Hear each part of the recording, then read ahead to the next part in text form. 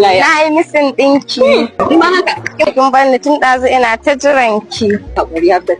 Wallahi ga miki tun ɗazu kokari nake yanzu. Ahmad, baka iya gaisuwa bane ko baka ganta ba? San da zuwa ina wuni? No, ba shi ban so. Mu je. Ka ɗau akwati na ce ka wuce. Mom zai ɓata min akwati zai ja min akwati. Da kai nake so ka ɗauka ni. Dala ma da ɗora a kanka. A'a. Washe Ahmad. Akwati na ce ka ɗauka ko kallon ta nake ka rika yi. Ko mu je dala. Mu je. Haka ke. Kin gane kike bil an ce yau nan wani kuɗin ta. Wallahi mom sai ma ni sai tura min kuɗin makaranta sai ku ɓata min lokaci sannan. Allah. Mana. Haka ma za ki ce ko? Mana. Daga ina kake? Ya ce ma daga ina kake? Yan tsakaninka da Allah Ahmad abin da kai ka kyauta? Daga muka baka can har mun zo mun yi wanka mun canza kai ina ka tsaya? Mashin ne tun da kuka tafi ban samu da wani sai ka tawo a ƙasa saboda ka nuna wa mutane halin da ake ciki. Ka fita ido na Ahmad. Wallahi ka fita ido na. Wannan canjin da kai ba za mu gama lafiya ni da kai ba. Yahuwa. Cikin hatsari. Akan na zaka doran? Doran. Ahmad nace ka dora kai ne. Ni ki zan dora ba. So da ka wuce. Zai ka shiga min da shi daki.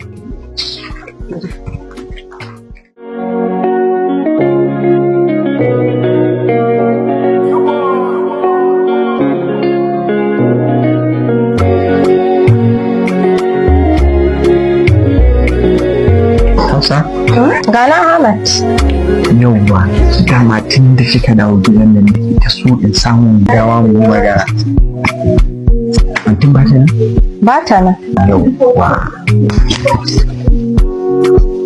Dama tun da na ganki tun da kika dawo yanayin magana ki tafiye ki gaba ɗaya kawai ki fita daban da 'yan mata sun sa miki ya kamata in yi in same ki samu lokaci fita kamar wajen karfe 4 haka nan magana da ke saboda kin burge ni sosai. Oke na ma kenan. Bakin munafiki yanzu iskancin naka kai ka dawo kai naka ce kana so na? Ai mom na ciki bari in kira ta ma. Ahmad zo na. Zo na. Yan. Ni kake ma ne? Me haɗa ka da wannan yarinya? Leƙen da kake mata? Me yasa kake leƙenta?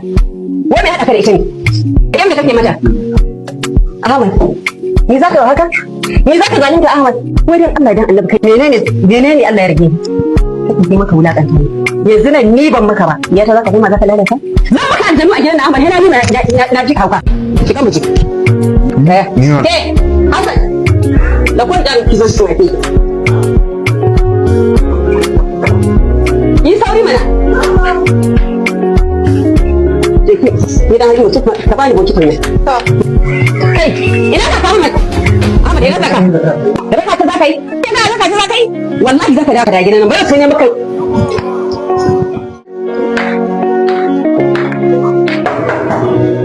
Ai. Hafsat ce. Yau ma kin zo ne ki ci min mutunci kamar yadda kika yi min ranar nan. A'a wallahi. Asamin ne na fara ka san kwana biyu da na dawo. Ina ta bacci ne na gaji ina dan huta shi na kafa min wannan asamin da. Okay, assignment ne? Bari mu gani. Okay, malamu. Lillahi wa inna ilaihi raji'un. Ahmad, me zan gani haka? Ke, uban da zaka saki anan. Haka amma asamin ne fa na kawo yayi min. Ya wallahi kin cika matsala. Me din? Ahmad. Daga ka asamin din ne? Assignment ne ta kawo in mata. Okay. Yanzu ka tsakaninka da Allah ka iya asamin din ka banna haka? Waje kika goya. Ba magana nake maka ba? Mu je. Ke faruwa ne tun a kofar gida ina jin hayaniya. Me ke faruwa? Dama assignment Kai. To wallahi tallahi kana bude bakin ka fa dauke ka da mari. Tambaye shi kake ko? Ya ga maka. Ya ga maka nace. Na ga jira abin da kake mu alhaji. Kawai da ka shigo ka dinga min bincike kana mun sai surutai ba na so. Na ce ma ba na so. Yawwa ba na so. Me haka? Ahmad. Na, A'a. Kai, baka ji magana ta ba? Sake tambaye shi kake again? To ya gaya maka. In kai suka gaya mishi na ce, ci gaba da tambaye shi ina jin. Ƙara maimaita kake sai ya gaya maka, to ya gaya maka in ji.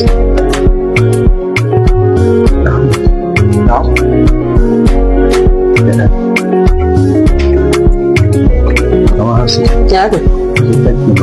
Kai da ni? Ina da abin yi, ba zan ina rauci. Kai da ta kama ɗaki ni ina da abin da zan yi.